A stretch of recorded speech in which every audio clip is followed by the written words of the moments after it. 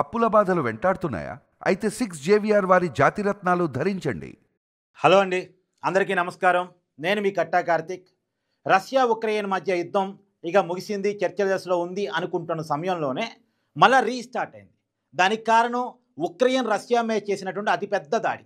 అతిపెద్ద దాడి అని నేను ఎందుకు అంటున్నానంటే, రష్యా ఉక్రెయిన్ యుద్ధం స్టార్ట్ అయిన తర్వాత రష్యా మీద ఉక్రెయిన్ చేసిన అతిపెద్ద దాడిదే. దాదాపుగా అనేక ఎయిర్ బేసులు రష్యా లోపల ధ్వంసమైనాయి. 42 రష్యన్ యుద్ధ విమానాలు పూర్తిగా ధ్వంసమైనాయి అంట. 42 యుద్ధ విమానాలు ధ్వంసమైన వాటి ఖర్చు కానీ, ఎయిర్ బేసులు ధ్వంసమైన వాటి ఖర్చు కానీ, మొత్తంగా రష్యా కలిగిన నష్టం 60 లక్షల కోట్లు అంట. 60 లక్షల కోట్లు అంటే ఎంత పెద్ద నష్టం మీరే ఊహించండి. రష్యా మునిపెన్నడూ కూడా ఇంత పెద్ద నష్టాన్ని చవి చూడలేదు. ఇప్పుడు రష్యా రగిలిపోతూ ఉంది. ఉక్రెయిన్ మీద ప్రతిదాడులు చేస్తూ ఉంది. మిసైల్స్తో విరుచుకుపడతా ఉంది. ఇప్పటికీ 14 మంది ఉక్రెయిన్ సైనికులు చనిపోయారని ఇంటర్నేషనల్ మీడియాలో కథనాలు వస్తూ ఉన్నాయి. అంటే పరిస్థితి ఏ దశలో ఉందో అర్థం చేసుకోండి. ఇప్పుడు రష్యా ఉక్రెయిన్ మీద మాత్రమే కాదు, యూరోప్ మీద రగిలిపోతూ ఉంది, అమెరికా మీద రగిలిపోతూ ఉంది. యూరోప్ అండదండలతోనే ఉక్రెయిన్ ఈ దాడి చేసి ఉండొచ్చు అని చెప్పేసి రష్యా అనుకుంటుంది. రష్యా అధ్యక్షుడు పుతిన్ యూరోప్ మీద అనుమానాలు వ్యక్తం చేస్తున్నాడు, అమెరికా మీద కూడా అనుమానాలు వ్యక్తం చేస్తున్నాడు.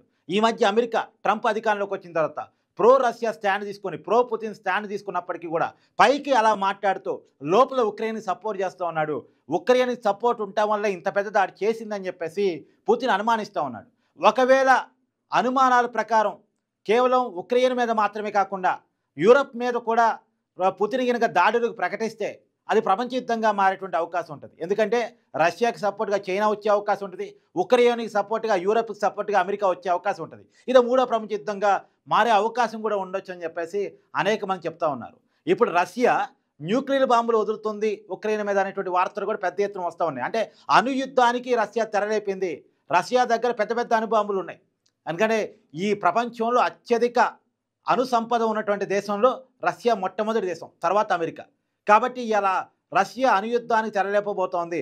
నాకు ఇంత పెద్ద నష్టం చూపిస్తావా, నీ సంగతి తేలుస్తా అని ఉక్రెయిన్ సంగతి తేల్చడానికి రష్యా సిద్ధమైంది అనేటువంటి వార్తలు కూడా పెద్ద ఎత్తున సర్క్యూట్ అవుతున్నాయి. మామూలుగా అణు పరీక్షలు చేసేవాళ్ళు, న్యూక్లియర్ బాంబులు తయారు చేసే వాళ్ళకు ఉన్నటువంటి ఒక స్పెసిఫిక్ రూల్ ఏంటంటే, నాట్ ఫస్ట్ యూజ్, మనం ఫస్ట్గా వాడకూడదు అని చెప్పేసి ఒక కండిషన్ ఉంటుంది. ఇప్పుడు ఆ కండిషన్ని రష్యా పక్కన పెట్టబోతుంది. రష్యానే మొట్టమొదటిగా అణుబాంబుల్ని ఉక్రెయిన్ మీదకు వదలబోతుంది అనేటువంటి చర్చ కూడా సాగుతోంది. అణుబాంబులు ఎంత ప్రమాదకరమైనంటే, హిరోషిమా నాగసాకి పట్టణాల గురించి మనం వార్తల్లో చరిత్రలో విన్నాం కదా గతంలో. ఇప్పటికీ ఆ రెండో ప్రపంచ యుద్ధంలో హిరోషిమా నాగసాకి పట్టణాల మీద అప్పట్లో అణుబాంబులు వేశారు.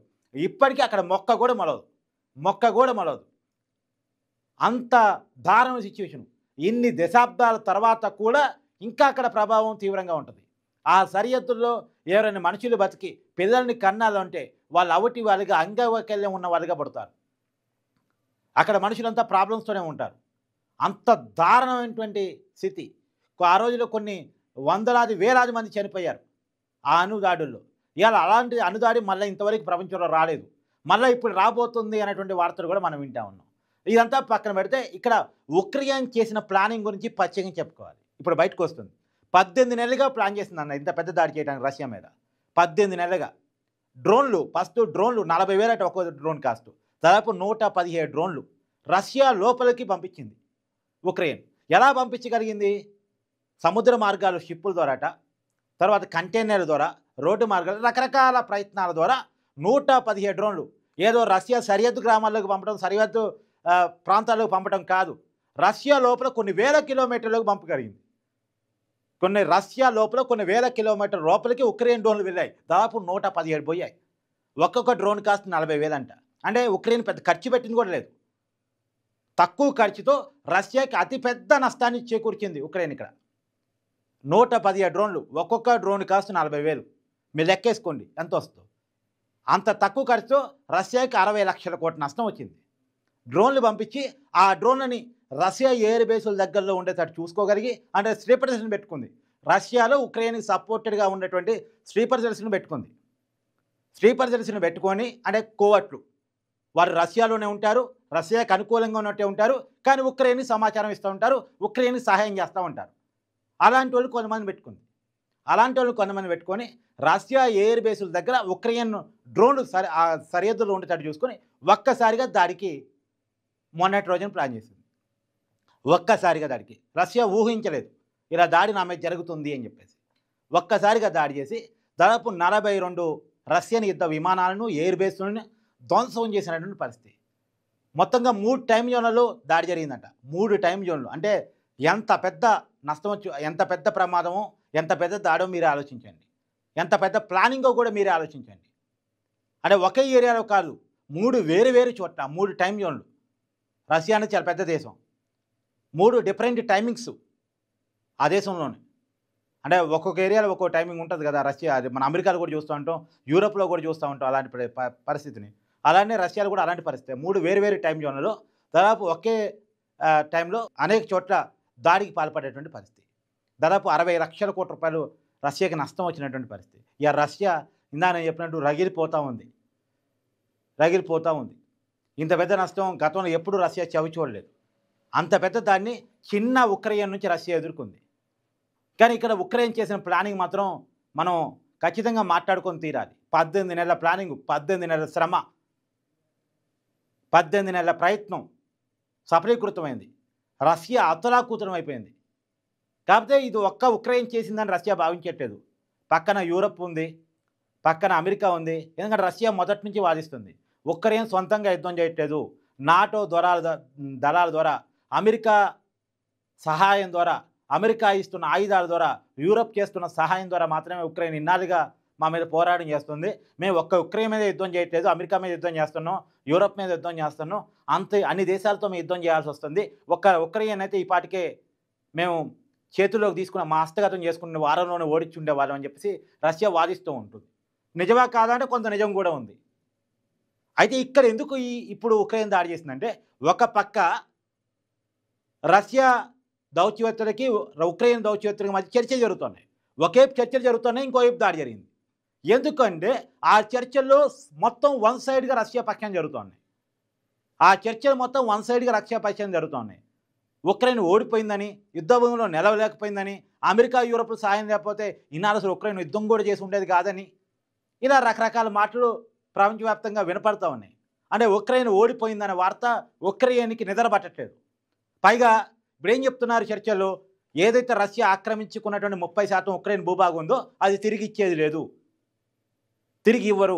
పైగా ఉక్రెయిన్ కండిషన్స్, నువ్వు నాటోలు చేరొద్దు, నువ్వు ఆయుధాలు ధరించొద్దు, నువ్వు రష్యా విషయంలో మళ్ళీ వేరే ఆలోచనలు పెట్టుకోవద్దు, ఇలా రకరకాల కండిషన్స్ పెడుతున్నా. మరి రష్యా పెట్టే కండిషన్స్లో రష్యాకు ఉన్నాయి. మరి నాటో దళాల్లో చేరటమే కదా మొట్టమొదటి యుద్ధానికి కారణమే అది. నా సరిహద్దుల్లోకి వచ్చేసి నువ్వు నాటో దళాలు పెడతానంటే నేను ఒప్పుకుంటానంటే రష్యా అంటది. రష్యా వైపు కూడా జెన్యూనిటీ ఉంది, రష్యా డిమాండ్లో కూడా జెన్యూనిటీ ఉంది. కాకపోతే ఇప్పుడు ఉక్రెయిన్ ఫీల్ అయ్యేది, యుద్ధం స్టార్ట్ అయిన తర్వాత నాకు సంబంధించిన 30% భూభాగాన్ని ఆక్రమించుకున్నారు కదా, ఆ భూభాగాన్ని అప్పచెప్పండి నాకు, మరి నా దేశాన్ని నా దేశంగా ఉన్నాయి అని అంటే అలా కుదరదని చెప్తున్నారు. ఈవెన్ అమెరికా దగ్గర కూడా పోయింది పంచాయతీ. అమెరికా అధ్యక్షుడు ట్రంప్ బాధ్యతలు చేపట్టిన తర్వాత ఉక్రెయిన్ అధ్యక్షుడు జెలెన్స్కీ పోయి చర్చలు జరిపాడు.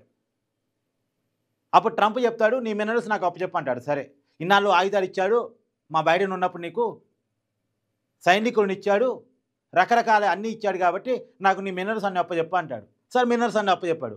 అప్పచెప్పిన తర్వాత సరే ఇన్నాళ్ళు చేసిన సాయానికి మినరల్ తీసుకుంటున్నా, రేపు రాబోయే కాలంలో నీకేం సాయం చేయను అంటాడు. నా మినరల్స్ మొత్తం నువ్వు పెత్తనం చేసుకొని నాకు సాయం చేయనంటే ఎట్టా అనేది జెలెన్స్కీ వాదన. పైగా ఏమంటాడు ట్రంప్, నువ్వు 2022 కంటే ముందు, అంటే యుద్ధం స్టార్ట్ కావడానికంటే ముందు ఉన్నటువంటి ఉక్రెయిన్ ఊహించుకోవద్దు, దాన్ని మర్చిపో. అంటే యుద్ధం స్టార్ట్ అయిన తర్వాత రష్యా ఆక్రమించుకున్న భూభాగాన్ని ఇంక తిరిగి రావు అని అమెరికా కూడా చెప్తుంది. సో ఈ పరిస్థితుల్లో ఉక్రెయిన్ డిఫెన్స్లో ఉంది కాబట్టి దాని డిఫెన్స్ కాకుండా ఎఫెన్స్లోకి రావటానికి చర్చల్లో తన వైపు కూడా డిమాండ్ పెట్టడానికి, చూసావా నా శక్తి కూడా చూసావా, నీ మీద దాడి చేయగలను, నీకు నష్టం చేయగలను, నా భూభాగాన్ని మర్యాదగా నాకు అప్పచెప్తే యుద్ధం నేను కూడా ముగిస్తాను, నువ్వు కూడా ముగిద్దు, కానీ నువ్వు చెప్పింది నేను వింటాం కాదు, నేను చెప్పేది కూడా నువ్వు వినాలి కదా, చర్చలు అంటే రెండు వైపులో ఉండాలి కదా అని ఉక్రెయిన్ తను బార్గెనింగ్ కెపాసిటీని పెంచుకోవడానికి ఈ దాడి చేసిందా అనేది కూడా వినపడుతోంది. ఎందుకంటే ఒకవైపు శాంతి చర్చలు జరుగుతోంది, ఇంకోవైపు ఈ దాడి చేయాల్సిన అవసరం ఏంటి? అంటే ఈ దాడి చేయడానికి 2-3 కారణాలు ఉండొచ్చు. ఒకటి, 18 నెలలుగా చేస్తున్నటువంటి ప్రయత్నం ఇక చేయక తప్పదు, ఆల్రెడీ అంతా ప్లాన్ అయ్యి ఉంది, ఉక్రెయిన్ తనేంటో చూపించుకోవాలి తప్పదు, అందుకని చేసి ఉండొచ్చు. 2, ఇందాక మనం చెప్పుకున్నట్టు బార్గెనింగ్ కెపాసిటీ కోసం చేసి ఉండొచ్చు. ఏదేమైనా సరే ఈ దాడి అనేటువంటిది మళ్ళా మూడో ప్రపంచ యుద్ధానికి దారి చేయబోతుందా, లేదా కనీసం అణుయుద్ధానికి స్టార్ట్ కాబోతుందా? రష్యా ఎలాంటి డెసిషన్ తీసుకుంటుంది? ఎందుకంటే రష్యా మామూలు దేశం కాదు, వాళ్ళు కీలకమైన డెసిషన్సే తీసుకుంటారు. కాబట్టి అందులో పుతిన్ గట్టోడు, ఇలాంటి అన్నీ చూసొచ్చినోడు. కాబట్టి రెండో ప్రపంచ యుద్ధాన్ని కూడా ఆ రోజు రష్యా ఎదుర్కొన్నటువంటి దాన్ని మనం చరిత్రలో చదువుకుంటూ ఉంటాం. కాబట్టి ఇప్పుడు రష్యా ఎలాంటి డెసిషన్ తీసుకుంటుంది ఉక్రెయిన్ మీద అనేటువంటి చూడాలి. ఒక ఉక్రెయిన్ మీద తీసుకుంటే కొంతవరకు ఓకే, కానీ యూరోప్ మీద, అమెరికా మీద కూడా అంటే అదో పెద్ద యుద్ధంగా, ప్రపంచ యుద్ధంగా మారేటువంటి పరిస్థితులు కూడా ఉంటాయి. చూడాలి ఏం జరగబోతుంది ప్రపంచంలో జియోగ్రాఫికల్ పాలిటిక్స్లో అనేది చూడాలి.